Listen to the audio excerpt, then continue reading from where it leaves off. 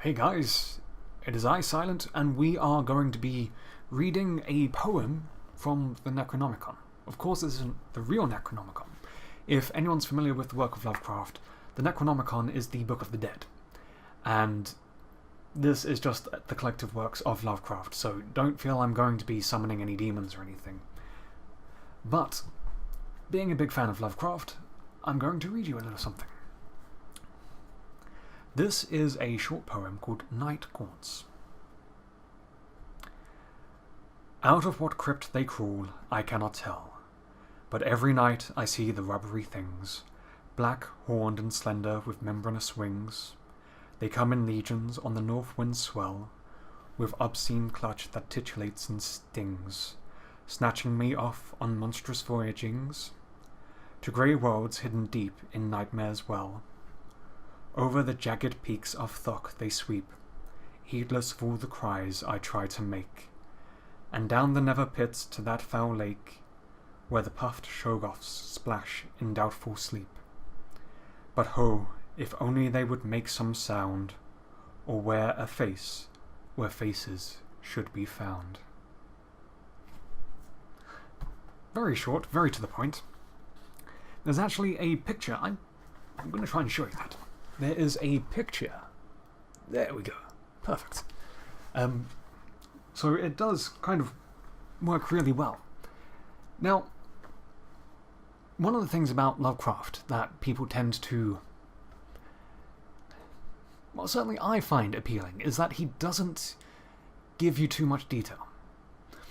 If we look at, for example, the Alien movie, at the very first movie, when we have the xenomorph, you barely see it until the end. Throughout the entire thing, it's just claws, a tail. It's a mouth in the shadows.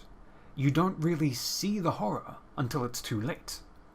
Of course, after that, it becomes more action-oriented because we're already desensitized. We know what the alien looks like. A huge theme in Lovecraft is that there's a horror that is beyond the understanding of men. It is something that you can't comprehend. That the true nature of reality is so much that it drives you to insanity. And part of how he does that is by not overly explaining everything. Instead of giving you a intricate description of how everything looks, it's all vague or second-hand, or it's a description of an idol or something. It's never truly first-hand recollection of viewing that thing in the moment. We only see carvings on a wall, or we hear the rantings of a madman. And that allows you as the viewer, as the reader, to fill in the gaps. Because the second that you know exactly what you're getting, you're less scared. Well, this has been a poem by Lovecraft. Over time, I'm going to read more of the book. There is significantly more to read in here. And I hope that you guys will join me on that adventure. I have already read one or two of Lovecraft's pieces, which you can find in the channel below.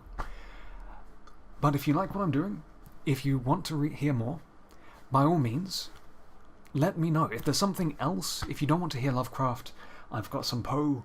If there's anything else you want to hear, let me know and I will see about recording it, getting you a copy. I've been Silent. Thanks for being here.